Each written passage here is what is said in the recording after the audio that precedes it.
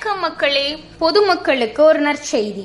நமது Thiruvadanai good luck multi speciality மருத்துவமனை நடத்தும் மாபெரும் இலவச எலும்பு மூட்டு மருத்துவ முகாம்.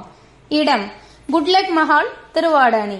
நாள் 20/9/2025 சனிக்கிழமை காலை 9 மணி முதல் மாலை 4 மணி வரை. சிறப்பு மருத்துவர் doctor Daniel MBBS MS ortho, எலும்பியல் அறுவை சிகிச்சை நிபுணர் மற்றும் ஆலோசகர்.